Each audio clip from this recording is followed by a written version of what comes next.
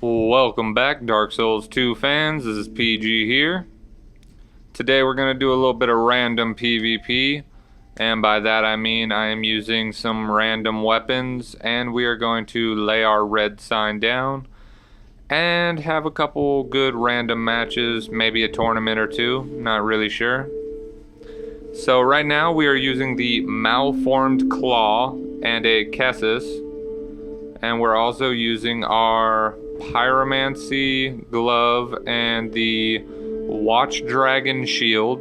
And the Watch Dragon shield is a really good shield. I don't see a lot of people use it, and I don't know, I just kind of feel like it's an underused weapon.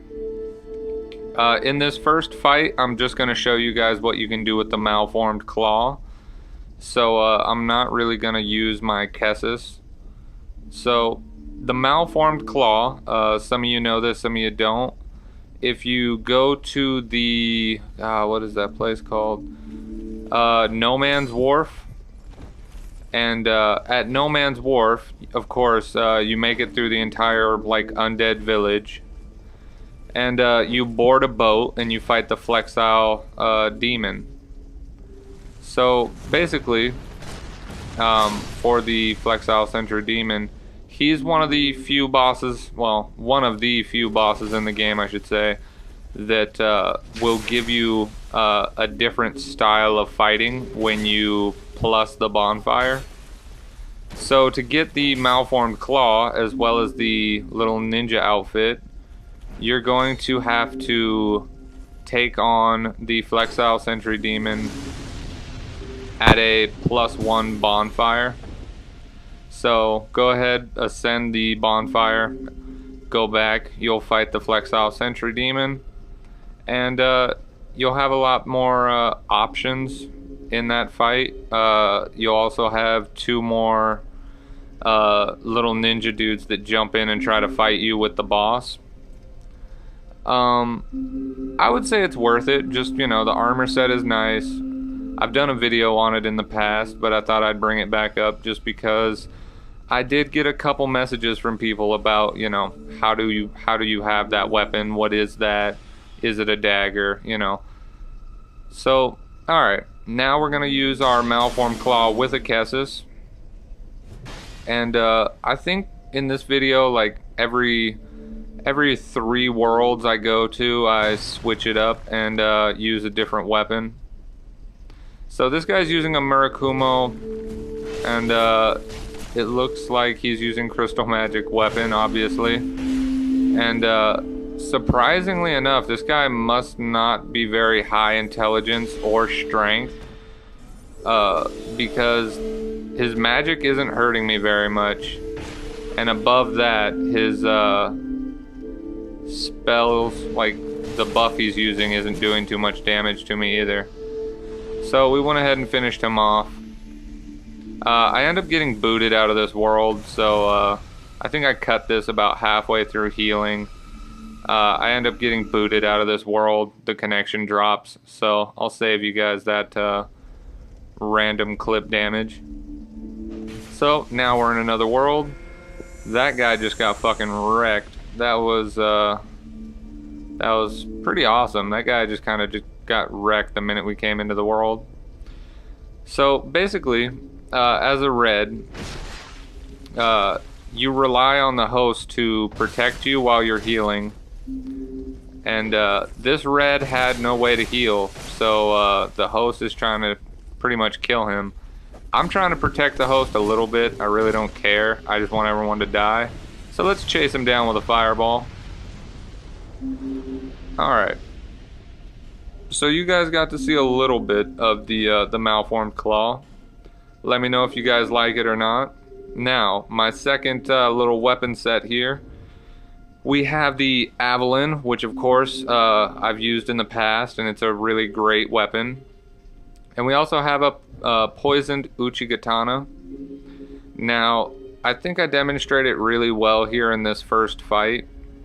It takes about 12, 13 hits for me to poison somebody with this Uchigatana. So I really had a tough time winning fights with this thing. That's 1, 2,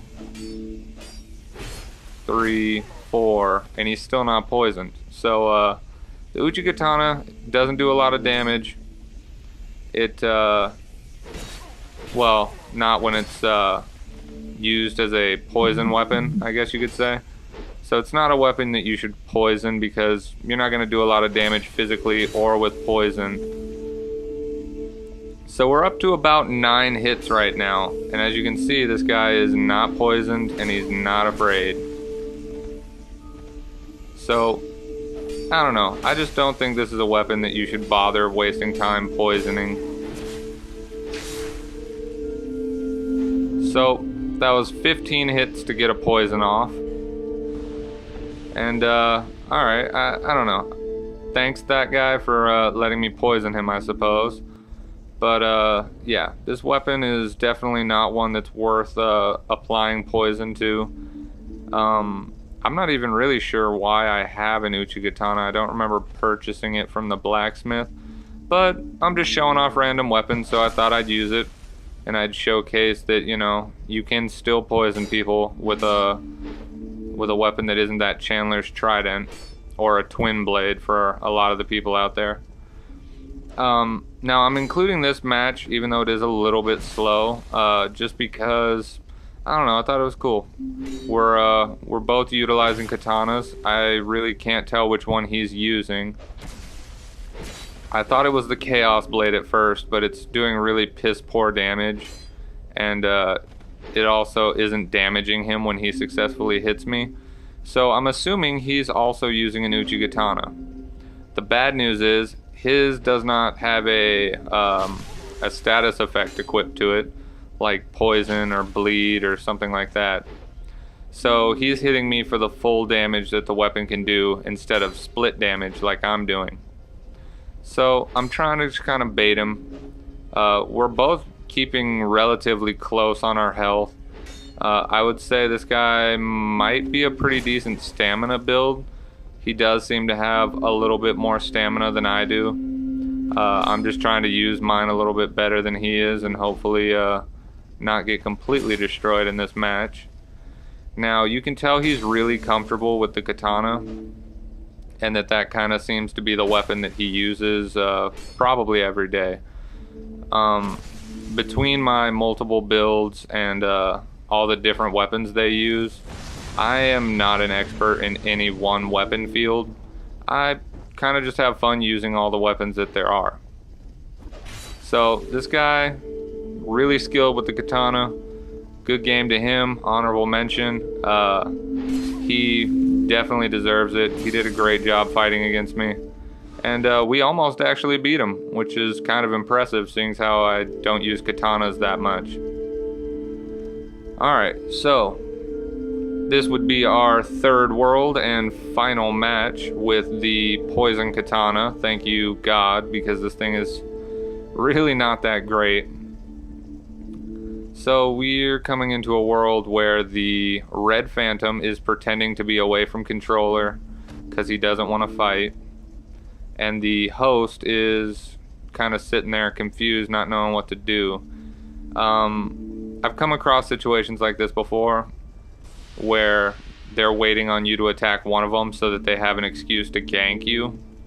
So we're going to go ahead and give them all the excuse they need to attack me. Oh, what do you know? The Red Phantom is at controller, and as you can see, he accidentally logged onto the host, or clicked onto the host, I mean. So now it's a 2v1, and we were expecting that. So we're going to stay next to the host, and the Red Phantom was stupid enough to actually kill his own friend. So basically, if you come into a world and there's a Red Phantom that isn't doing anything, he's probably pretending to be away from controller so that you'll attack the host and they have an excuse to gank you so that you won't send them any kind of hate mail. Alright, last setup for today is going to be my Murakumo and my Kessis. This kind of random selection thing that I was doing, this one really sucked because I really have no idea how I could cup these two together. But I don't I come into a world where the host and a red phantom are fighting. I didn't want to get involved, but I did wait a while to get summoned, so we just jump in, kill everybody. Why not? It seemed like the right thing to do at the time. So, the Murakumo is extremely powerful, and to go from a low damage weapon like the Uchigatana to a Murakumo, I was having way too much fun. This thing is just incredibly powerful, and it's actually relatively fast for the size of the weapon. So we used to have a little poison build, the Uchigatana. So right now, as you can see, this guy with his Chandler's Trident is really trying to poison me. And the reason why he's using it on that specific weapon is because, as you can see, it hits multiple times. And hitting multiple times means it can build up poison damage really fast. So his whole mission in life is to poison me and then run away and hope that the poison kills me. He's also getting off some really weird, I don't want to call it lag, but phantom hitbox kind of attacks, where that little trident is nowhere near hitting me, and yet I'm still taking damage. So, as you just saw right there, he healed.